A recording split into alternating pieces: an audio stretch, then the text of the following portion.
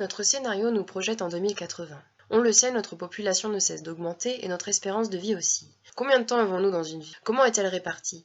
En 1900, la vie d'un homme se divisait en 500 000 heures. Peu de femmes travaillaient, elles s'occupaient des tâches domestiques et des enfants. Elles n'iront au travail que dans les années 50. 100 000 heures, c'est ce qu'il leur restait pour les tâches ménagères, apprendre, manger, aimer, s'amuser, et le reste du temps, ils le passaient à dormir. Aujourd'hui, nous vivons 200 000 heures de plus. Notre travail nous prend 2 fois moins de temps, mais nous ne dormons pas plus. Il nous reste en gros 400 000 heures pour les occupations personnelles, les tâches domestiques et le loisir, donc 4 fois plus qu'avant. Mais que ferions-nous si nous avions plus de temps? On peut imaginer qu'en 2080, nos enfants vivront plus longtemps, et que le travail fera partie intégrante de nos vies. Nous proposons que chaque individu puisse acquérir et transmettre ses compétences tout au long de sa vie. L'idée est de réduire le stress et la fatigue dus à la course du temps. Chacun pourra répartir son temps d'apprentissage et de travail. Comme nous le démontre le télétravail aujourd'hui, on observe déjà que 25% des actifs ne vont plus au bureau de 9h à 17h et sont tout autant efficaces. La mise en place d'espaces interactifs permettra une interaction, un échange, de manière intergénérationnelle, où chacun trouvera sa place pour interagir avec les autres, sa famille, ses amis, ses voisins. L'idée est que tout le monde soit un actif. Les habitants pourront animer et participer à des séances de débat, des ateliers pratiques, des formations, et ainsi se retrouver au sein du quartier. Interactif, c'est aussi l'ensemble des activités en lien avec la nouvelle technologie. Notre génération est née avec l'outil informatique. Plus tard, les adolescents pourront animer des ateliers numériques. Les robots s'occuperont des tâches ménagères, et ainsi nous laissera plus de temps pour nous reposer et nous détendre. Ce scénario implique une transformation de nos modes de vie et de nos modes de production. Aujourd'hui, la tendance forte des entreprises est de rassembler les tâches en mégastructures, pour plus de performances temporelles et économiques. Mais cette croissance infinie ne résout pas les problèmes environnementaux et sociaux. Demain, les industries laisseront plus de tâches au relais du territoire qui résoudront la réalisation, la transformation et la réparation de nos objets. Ainsi, les communes périurbaines dépendent moins de la ville-centre. Les quartiers ou les hameaux déjà présents formeront des îlots pour accueillir des ateliers et des lieux de formation, tandis que de nouveaux verront le jour, comme l'écoquartier d'Hennebeau. À quelques kilomètres de chez soi, on peut trouver un tailleur, un informaticien ou encore un artisan. Cela permet de créer une économie de proximité qui fait vivre la commune. La répartition des services nécessite une organisation des déplacements. La mobilité est composée de manière connectée. Cela permet à un groupe de personnes de se déplacer très rapidement pour se rendre au travail ou à l'école. La nourriture devient un droit. Tout comme le droit au logement ou le droit à la santé, l'homme a besoin de se nourrir. Nous observons que de moins en moins de personnes prennent le temps de cuisiner. Nous proposons un service de livraison à partir de produits locaux, dans une cantine collective, proche de l'école maternelle. Elle sera le relais local de l'agriculteur. Ainsi, chacun des îlots accueille une cuisine collective, se trouvant à l'entrée de chaque îlot. Les habitants pourront se former, débattre, se retrouver, dans des ateliers manuels répartis dans le quartier. Ils seront gérés en grande partie par les habitants eux-mêmes, suivant leurs besoins et leurs envies. Cela induit une implication forte des utilisateurs et les rend acteurs de leur quartier. Nous souhaitons aussi permettre aux habitants de posséder des espaces personnels mobiles en plus de leur maison. Prenons l'exemple d'un couple de retraités. Ils aiment recevoir leur famille.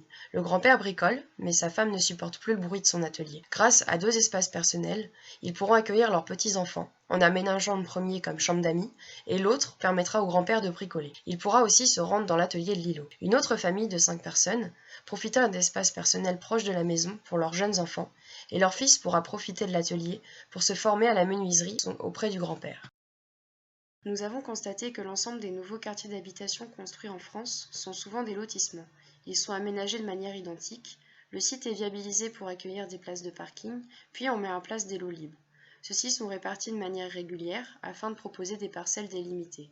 Les maisons sont souvent construites par des promoteurs qui proposent des maisons catalogues, ce qui crée un quartier standardisé. Voici le plan masse prévu pour le projet. Mais avec le découpage parcellaire actuel, il ne nous donne pas tous les éléments de contexte. C'est lors de notre visite à Hennebeau que nous avons pris connaissance de la pente forte du terrain, qu'il nous a semblé important de prendre en compte. Le site se trouve proche d'une zone boisée, de grands arbres nous surplombent, et on se croirait presque en pleine forêt. Et c'est lorsqu'on regarde la course du soleil que l'on se rend compte qu'une bonne partie du site se retrouve ombragée. Un peu plus loin, entre les arbres, on découvre un espace agricole, avec une vue dégagée sur un champ. Nous terminons notre visite sur l'espace boisé, qui présente un chemin de randonnée très pratiqué par les habitants. Nous souhaitons mettre en valeur ces cheminements et la présence d'arbres sur le site. Ainsi, nous remplaçons le système parcellaire par la mise en place de murs, sur le site, mais aussi sur les espaces boisés, proches des chemins et au bord du champ. Ces murs pourront être investis par les espaces personnels, par les familles dont j'ai parlé précédemment. Nos maisons viendront s'installer contre ces murs, qui sont séparés de 7 mètres, ce qui représente la largeur acceptable d'une maison. Voyons comment ces murs s'installent sur le site. On peut voir qu'ils viennent s'adosser à la pente. Ils créent des cheminements, laissent place à la végétation. Et comment s'organise la vie collective? La cantine, l'atelier et la salle de travail se trouveront proches de l'entrée. Ils sont visibles et accessibles rapidement depuis le reste du quartier. Les habitants peuvent aussi emprunter les chemins qui mènent à des petites places prévues pour les activités collectives. Regardons maintenant, de plus près, comment les maisons s'installent dans cet îlot. En voici 4 exemples. Chacune d'entre elles peut s'installer où elle souhaite, à condition d'être contre un mur. Mais pourquoi installer des murs? À quoi servent-ils? Les murs accueilleront des micro-événements, comme un local à vélo, une buanderie, un bac fleuri, un panneau de basket, etc. Un mur atteindra une hauteur minimum de 1,13 m, hauteur suffisante pour accueillir un réseau d'eau et de gaz, mais aussi un réseau d'électricité ou des rangements. Le bloc sanitaire de la maison viendra se connecter à ce mur. Ainsi, avec un mur et un bloc sanitaire, on peut commencer à construire une maison. On peut réfléchir avec l'architecte au nombre de chambres nécessaires en fonction de la taille de sa famille et venir les positionner selon les envies et les vues que l'on souhaite avoir. Par exemple, la distance des pièces par rapport au mur créera des espaces extérieurs intimes. Cela laisse une grande liberté à l'étage pour se positionner au sud et profiter du soleil, ou par le moyen de porte-à-faux posséder une grande terrasse avec une vue sur les arbres. Les murs de la maison sont construits en planches de bois, assemblées entre elles par pointage appelés murs totem. La préfabrication de panneaux permettra de créer un catalogue de pièces modulables. Ce système constructif est très rapide en mise en œuvre. Nous pouvons voir que cela permet de créer une multitude de formes et de maisons différentes. Voyons maintenant comment s'organise l'intérieur d'une maison interactive. L'espace nuit possède un lit dépliable et un espace de dressing pour se changer en toute intimité. Les activités qui nécessitent d'être seul se dérouleront dans l'espace personnel.